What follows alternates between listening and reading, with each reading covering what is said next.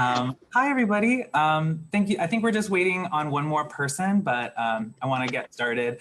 I first want to say thank you all for being here today, especially today. I think it is so important having everybody here and talking about this. And I am just so excited to be here to listen to it. So without further ado, please take it away. Hello, friends. I'm Nic Stone, your just honored moderator for this discussion on creating creative social justice. I probably just completely butchered the title of the panel.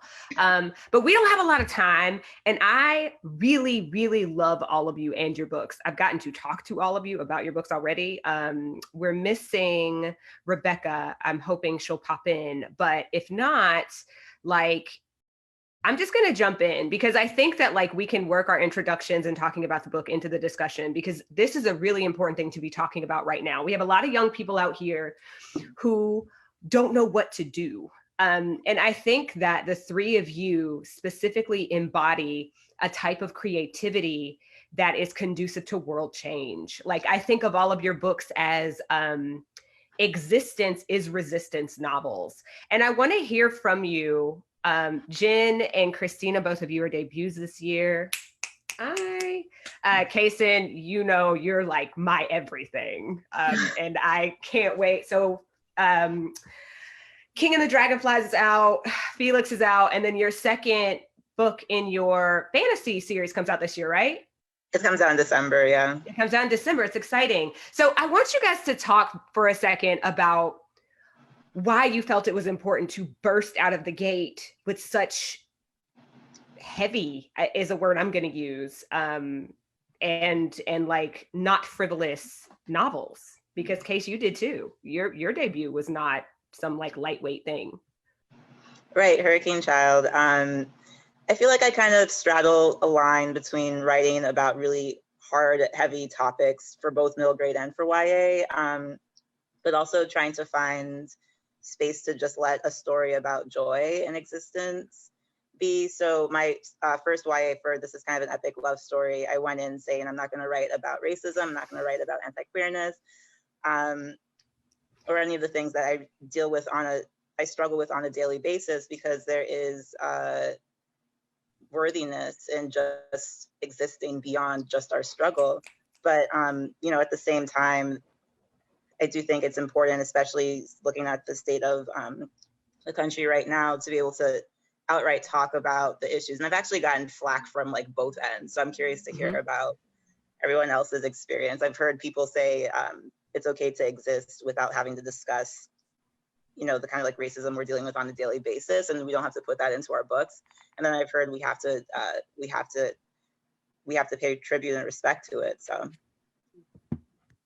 I think I, for so long, was really resistant to the idea of writing about race, because before writing the book, I actually went to film school and worked as a screenwriter. And I think when I was younger, I was very much of I just want to tell stories. I don't necessarily want to engage in that way. I just want to be, for better or worse. And I think over the last decade or so, as I've gotten older, it kind of mirrors Ashley's experience in the book, where I've come into my own voice and saying that even it's important to write these stories and to include joy within those stories and to include struggle. But for me, it feels dishonest to ignore that part of myself. I grew up in predominantly non-Black areas, shall we say. I wouldn't say quite predominantly white, but definitely non-Black areas, and went to predominantly white institutions. And for so long, I was flattening myself and ignoring, or trying to make myself smaller so as to accommodate other people's ignorance. And so for me, writing was a catharsis of sorts, especially given I started writing the short story that the novel would become in 2016. So that was after Trayvon, after Sandra Bland, I want to say, in the middle of when Black Lives Matter was really gaining steam. And I'm in like the whitest part of LA right now, which is, it's an accomplishment, right? Given how diverse Los Angeles is.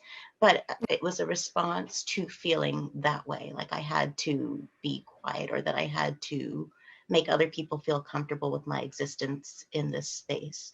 So for me, I think writing about race is as much an act of defiance as it is an act of love, and how much I love my people of color, this city. And I think also creating the space for joy within that. I hope that my book is as funny as it is as serious. And I think we have the space to accommodate both of those things, right? Like, we can talk about race and also talk about the pain. We can talk about like, oops, I did something stupid, but also like, I am carrying something very heavy, even when we're doing the fun stuff. So I'm like trying to find my copy of it so I can hold it up. So yeah, your book comes out, it's September 1st or 15th? First. Mm-hmm. 1st, September 1st, The Black Kids. I will find it and my head will vanish while I find it.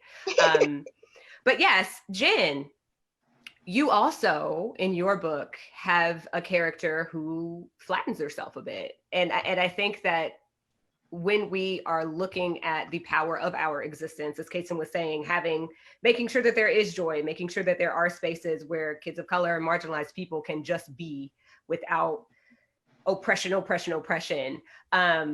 You display this moving between worlds. And I want to know from you, how does that factor into your ideas about social justice? Oh, it's such a great big question. I mean, I would say that I approached this story and this book kind of in opposite ways from what Kacen and Christina were saying, in terms of like, I took a deep dive. Like, I wanted to go all in. I felt like, if this is my first and last book, like, I want to just say everything that I got to say. And I want this character to call people out. And I want that in there. And then in the next chapter, I want that in there too. You know, I felt like somebody gave me the mic and I'm just like chomping at the bit to scream. But, you know, I had to reel myself back, and my editor helped too, because you don't necessarily want a book, quote unquote, about social justice to open up to the character going off on everybody on every page. But I would say she definitely, the main character, Liliana, she starts off, yes, flattening herself, kind of trying to fit in, find her way in the world, figuring things out. And yeah, by the end, she has this transformation. Basically, at one point in the book, well, she faces a lot of microaggressions, and people are constantly like, oh, do you need a scholarship for a computer? Or like, oh, where are you from again? Or, you know, do you, just like all these kinds of annoying things, right? From teachers, from friends, from parents of her new friends. Anyway, someone posts a meme of her face on a piñata, and it says, go back where you're from. And this is kind of the turning point in the book, because she basically is like, I can go back to school tomorrow. She's busing into a predominantly white school and act like it didn't happen, or I can stand up and do something. And so I wanted to write this scene, this moment, to embody kind of the choices that young people are constantly facing. And it's not just her, it's her friends too. Everybody saw it. So what are they going to do?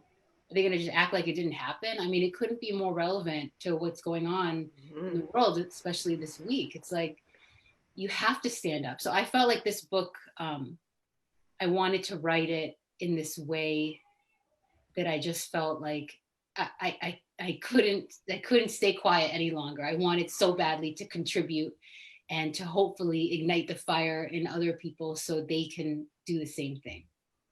Yeah. And it's interesting, right? You just mentioned crossroads, and I feel like we are at one in the United States right now. And as I mentioned when we got started, there's so many young people trying to figure out what to do. And I'm thrilled to be talking to the three of you, because you, like I said, have taken creativity and are using it to create change in the world. how do you stay motivated though, is my question. Because I find that like right now, as a person who like I write kind of the heavy stuff. Like my next book is out at the end of when is it out? The end of September. Dear Justice is out at the end of September, and it's about the juvenile justice system and how kind of messed up it is and how systemic racism functions in that space. And we're getting to draw attention to these issues and we're getting people to pay attention. How do you keep your well from drying up? That's something I'm struggling with every day now. I actually feel like the only thing I can work on is my next middle grade at the moment, which is about anxiety and about like these kind of like invisible monsters that the main character sees that no one else can. And of course, the monsters are a metaphor for just everything that we're struggling with right now. And I can basically only write like 500 words a day because it is so emotional, and it does kind of like send me into a spiral of anxiety and like depression and, you know, dissociation and everything that I'm sure that so many of us are struggling with. But at the same time, it's the only thing I can write. I've tried to sit down and write like a happy rom-com saying, you know, I deserve the joy also. And it's like, I can't even pull that joy out right now. So I'm trying to sit with the idea that that's okay. That it's okay to kind of just grieve with my writing and not feel like I have to force myself to feel a happiness that I don't feel right now. I think I feel the exact same way. It's so hard right now to be motivated and to be functional, right? Yeah. I think anger is also driving a lot of what I feel at the moment. And sometimes I can channel that anger into actually writing. And other times it's like, let me just cry in bed for an hour or so. But I think that anger is important. That anger is, for me, what helped motivate me to write the book in the first place. But it is hard, right? It's so hard. You feel like hopefully your words can change things for somebody. And so that's, I guess, the reason why we keep doing what we do. But we're still people, and we're still people of color in this world. And it's very hard to function when you're dealing with everything going on top of a pandemic. and we're like, what is happening? Right, like this is so much right now. 2020 just came out swinging. Like I'm just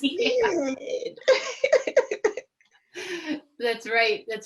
I mean, you know, Nic, like I was thinking about this, like, what keeps your well full? And honestly, like it's seeing books like yours and like others that are just, I feel like have given me permission to write the stories that I want to write.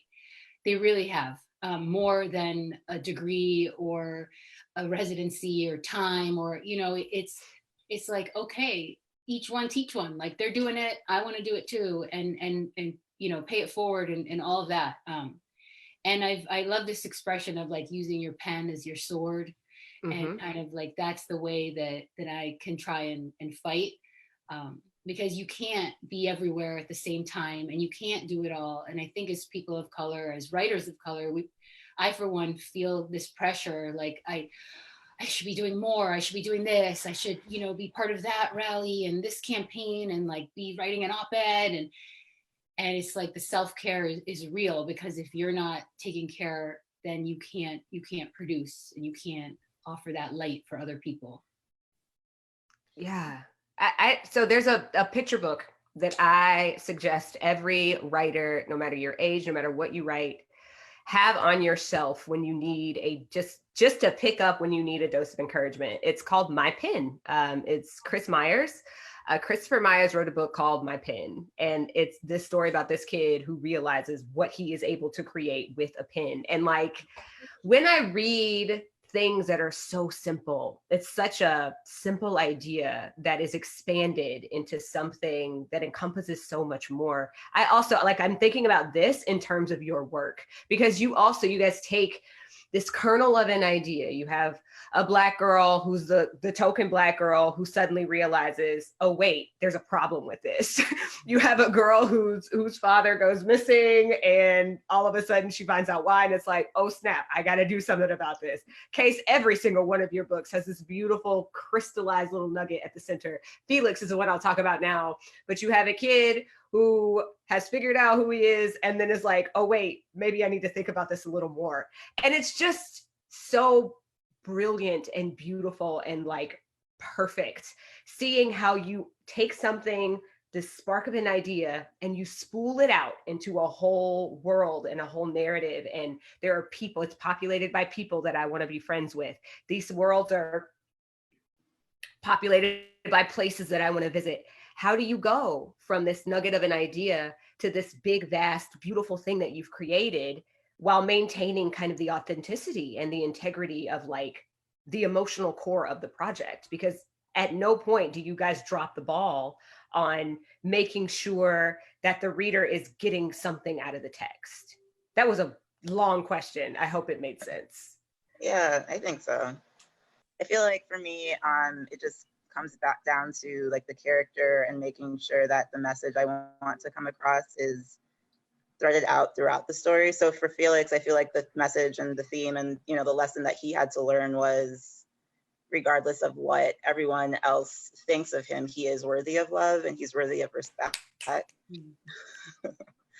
So, you know, of course, there, you know, the craft of the novel, like you're expanding all these different subplots and different conflicts and different characters, and, you know, but throughout it all, just making sure that that theme is woven through, even if it's like a different conflict than the one it started out with. I think that that's what kind of keeps everything on that path. I think for me, if it's almost like all of the themes and characters are riffing off of each other in the Black kids, especially. LA is populated by so many different people, and it's one of the things I absolutely love about it. So I wanted the characters to interact with each other in meaningful ways, both in relation to race and also outside of that, but all of them kind of tie back to each other. Like, for example, her nanny has her own experience of the world that is echoed in what's going on in the riots in 1992. I was about to say at present, but it is at present, right? So I think all of the characters for me have to reflect her emotional journey as well in some way. I don't know if I answered that at all, but I think I did. Works for me, girl. It's early here. Yeah, I'm thinking about the question, but then your comments are so great, Kacen and Christina. I'm like going off thinking about other stuff. So do you, boo? You do what you feel. Say what you want to say.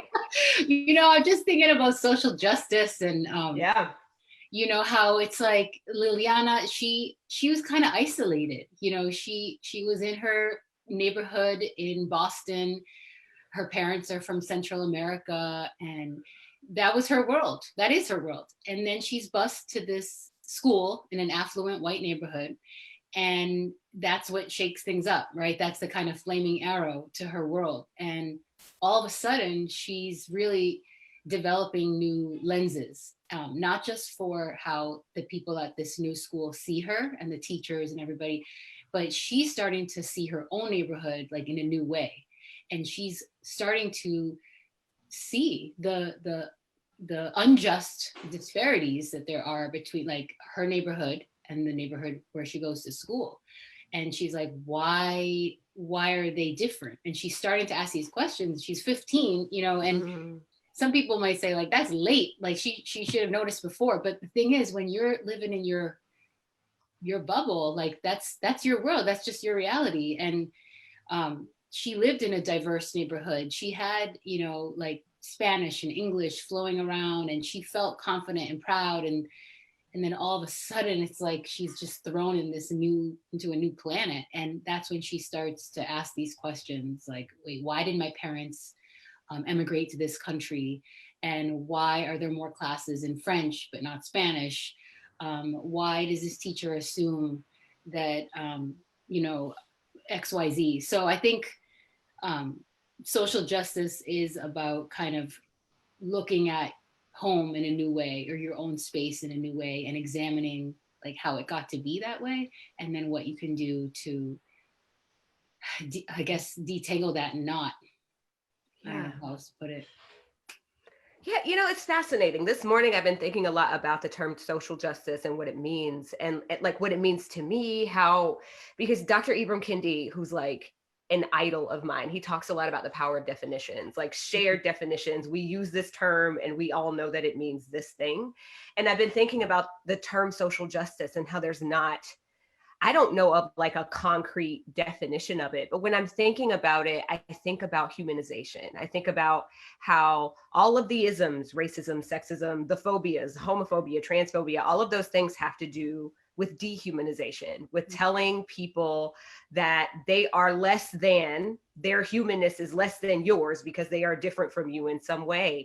And I think true social justice and this idea of things being fair has to do with everybody being treated as human, us figuring out what it means to be human and being treated as human. And your characters in all of your books are just really human. Like they mess up, they deal with monstrosity in so many ways. Like I think about Felix and how Felix has stuff coming at him from all sides, from it's the dude at school with the picture, from Homegirl, who I wanted to punch in this book. So and you guys have to read Felix Ever After. Like it's such a fascinating and like illustrative look into what it's like to be a human in a body that you don't always agree with. And it's like, there's so many things though, in the Black Kids, there were times where I wanted to punch Ashley, where I was like, girl, if you don't get it together. And even the same thing in Don't Ask Me Where I'm From. Like Lil had some moments, but those make them human. Mm-hmm. How important is it that you all show the different facets of these characters, even when they're not doing nice things, when they're not being great people? It's so important to me, because I feel like a lot of the time we kind of try to gloss over characters making mistakes. And we want to have like the ideal person who doesn't make any mistakes. That's the kind of person that we all personally would like to be, right? But we don't then have any discussion about what do you do when you make a mistake. We don't talk about apologizing, taking accountability, and learning and growing. And I think that that's so important for teenagers. That's what I have in mind. But even as an adult, like I've seen a lot of adults these days that are making quite a few mistakes and are not taking any accountability for it. So I mean, that's like one of the biggest missions in my books, honestly, is to portray like the characters making these big mistakes and having to learn and grow from them. I don't know about y'all, but I get so much flack for that also. Like I get a lot of people who are upset seeing main characters who are making these mistakes, hurting their friends. I think it has a lot to do with race also. You know, I have like a Black character from This Is Kind of an Epic Love Story where people just absolutely hate her for the mistakes that she makes, whereas I think if she was a white girl, people would not have minded as much. I think for me, Ashley she's kind of unlikable in the first portion of the novel, and I'm perfectly okay with that, because I think for so long we've had these stories where, because we were so underrepresented, we had to be perfect, right? Like you had to be the absolute perfect daughter, the perfect husband, or the perfect liberator of the people, right? And so it doesn't allow the space to be human when so many of us struggle to accept ourselves, to be good sisters or brothers or daughters or friends. And that's like what makes us human. And you get to see that in other people's novels, right? Like white people don't have to worry about that burden of representation.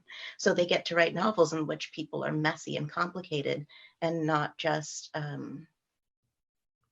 paragons of virtue fighting for change, right? And so I wanted to show a Black teenager who kind of just is not her best self at the very beginning of the novel, but part of her coming of age is like learning about herself and coming into herself and coming into who she is as a person, as much as coming into a sense of self regarding her activism and what that might look like moving forward. Mm-hmm. So I think because so many of our stories are about trauma in terms of what's been out in the world, we've had to be either victims or just like super strong Black people, super strong Black women. And it doesn't allow for the vulnerability. It doesn't allow for being soft and for acknowledging that not all of us are strong. Not all of us are warriors. Sometimes we are soft, sometimes we are delicate, and sometimes we struggle in ways that are both related and not related to race. Mm-hmm. Yeah. Like everybody else. Exactly. It's true. I mean, this great book by David Mora, it's called, I think I have it around here, but okay. He has this book where he talks about writing about race and culture in fiction and nonfiction. And he has this whole section on these idealized portraits of communities and how sometimes as people of color, we're conditioned to protect those idealized portraits because it's like, don't air your dirty laundry and don't put that stuff out there, especially when you have that pressure, but it's really an opportunity to be like a debut author or to just be writing in the world is a huge privilege. So then you feel like, all right, now I'm going to go and put this ugly stuff in there. But at the same time, you're right. It's like, that is what makes people human. And that's going to make people relate. Especially with teens, I think they feel a kind of like fear of, oh, I don't want to say the wrong thing, or I don't want to do the wrong thing. And Liliana, she messes up big time, you know, and she has assumptions that she makes about her white friends. And, you know, it gets messy. And I think that's real, you know, and so she also has the joy outside of the main drama. Like she makes these miniature cardboard houses, and it's like, yeah, she exists in different ways in the way that we all do. It's not like she just wakes up and starts like writing like social justice poetry before she even brushes her teeth or something. Isn't that what we're supposed to do, Jan? There's a question here from the audience, but before I get to it, I want to ask you guys one more from me. We are talking about creating creative social justice. I'm sure there are people watching who just need a word of encouragement for how to start. What do you think? Read these books. Hey. I said it. Yeah. I think I would say that whatever you're feeling now, or whatever you're feeling when things happen, just put that on the page. You can shape a story around that, right? Like whatever it is you're feeling is valid and can be explored, and just put it down. You can edit it later. Word. I think I needed that encouragement. So I'm just gonna say thank you. Yeah. I don't have anything. Rough. Yeah, it's rough. Like I'm just like, okay. And look, I will say I have been bouncing from thing to thing to thing. So like I'm editing one thing, trying to draft another. Actually, I'm trying to draft two things at once. And like I will write for 5 minutes on one thing and be like, okay, let me move to this other thing. And I think whatever, it's fine. It's working. So this question from the audience: when crafting these impactful social justice creative stories, do you have a specific demographic in mind? Are you trying to reach other POC specifically, or are you trying to reach out to others? I think for Felix Ever After, because it was the first time I was writing about a Black queer trans person like myself, I really wanted to, I was keeping that demographic in mind. I was writing specifically for Black queer trans people who just haven't been able to see themselves before. So yeah, I think it changes from book to book, but Felix was definitely specifically for that demographic. I think I didn't intend this to be a YA book. When I originally started writing the short story, even it got published in One Teen Story, which is specifically geared towards teens, but that's not how I originally envisioned it. So I wasn't necessarily aiming it towards young people, which Mhm. seems so silly now. But in terms of who I wanted it to reach, I want Black kids to feel affirmed in reading it. I want other people to feel affirmed in some way in reading it. But I do think in a lot of ways, my book is a love letter to Blackness, Mhm. and to those Black kids like myself who didn't necessarily grow up in predominantly Black areas, because I would have loved to have had my own book when I was that age and to feel seen in that way. So, but I do think I write for everyone, but also very specifically to uplift, I guess, my inner child, right? I don't know. Mhm. That may sound dumb, but Absolutely. That doesn't sound right. dumb. Yeah. Yeah. I would say that, this is the book that I wish I'd had as a young person. I do think of my students. I used to be a public school teacher, middle school and high school. So I had my students in mind, and my students were Latino, Black, mostly low income. I felt like I was writing this for them, but at the same time, when it's funny because when we started like having marketing meetings and everything, it came up this question of like, not specifically, but this who's the reader, and at some point I think it was my editor, someone said like every teen in America should read this, and I was like, that sounds good to me. Because it is not like for Latinx teens, it's not for low income students, like it's a story, and it's a story that I hope everyone can take something from, in some way. I mean, that's like the ultimate goal, right? So we'll see. Yeah, Go ahead, Kacen. I was gonna say, like, yeah, I feel that, but I also, I wanted to say, like, I think there can also be a power in saying, like, y'all have had your stories, not everyone. I don't want to invalidate people who haven't seen themselves yet, and I hope that anyone can read and enjoy Felix, because it has like, romance and humor, and, there's a lot that everyone can take from, and just also seeing someone that you might not have met in real life before kind of like humanizes people that you might not have met before. But I think there's also a power, personally, in being able to say, like, this is specifically for this group of people who might not have seen themselves ever, Yeah. I feel the same way in terms of universality. Like, I think any good storytelling has the element of the universal, but there's also something so powerful about the specific. Mm-hmm. Yeah, I mean, I think the specific is where the universal lives, right? Because it's in getting down into the grit of what triggers our emotions, what makes us feel the way that we do, that we are able to see one another through those emotions that are triggered. This is one of those questions that lately I'm fascinated by, but also a little bothered. And I think I might just be bothered because of like everything going on, but I don't know. I've gotten to a point now where I think about story as a vehicle, and the vehicle isn't specifically for any one person or demographic or group. For me, I'll say.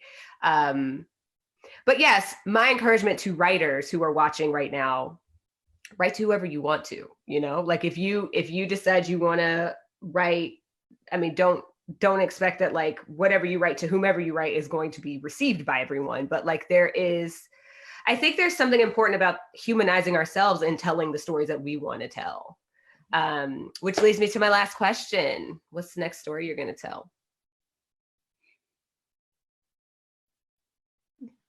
Don't all shout at once. I'll share. Sure. How to say what I'm working on. I mentioned the middle grade, but it hasn't been announced yet, so I'm just going to be like for the rest of the time on it. I'm excited about it. It sounds amazing. Or something you want to. What's a story you want to tell? We don't even have to do like a story that you're actively working on. Okay, I can say the next thing I really want to work on besides the middle grade would be a fantasy where you see more queerness and you see more transness and you see more people of color, and it's not necessarily based in this world. Love it. Like that idea. I'm working, I think, on an adult novel next. So it's something that I hope kind of engages, also a historical one, because that seems to be my thing right now. But one that engages on how Black performers move through space, and how I think a lot of people have been talking about how we expect so much from Black performers and we take so much from Black performers, but they are still moving through this world as Black people and what that's meant historically. So there's a whole lot going on in it, but hopefully I pull it off. Yeah, right now I'm working on my next book. It's YA. It's a mother-daughter story set in Guatemala, and I don't want to give too much away, but it does. The character is into trashing. Trashing is fashion made from trash, and so it's like you take like everyday materials and like make dresses and fashion, and so she's using what she's got to create new beauty. And then something happens. So, but I'm getting better at not giving away the whole story. So yeah, send good vibes. I'm working on that this summer. So. Well, yes, we appreciate you guys joining us today. Yeah. Keep creating creative social justice. Like we out here, we got this. Not really, but we're gonna keep trying is what we're gonna do. Doing our best, friends. Yes. Yeah. Thank you guys. Thank you all. I'm so excited to read these books. Yes. Same. Thank you for moderating, Nic. Those were really great questions. Yes, thank you. I love y'all so much. I asked to, like, so when they asked me to be on the panel, I was like, can I please just moderate? Because I just want to ask them questions. We're so glad to have all of you here. Thank you again so much. Really appreciate it. This was fantastic. Thank you.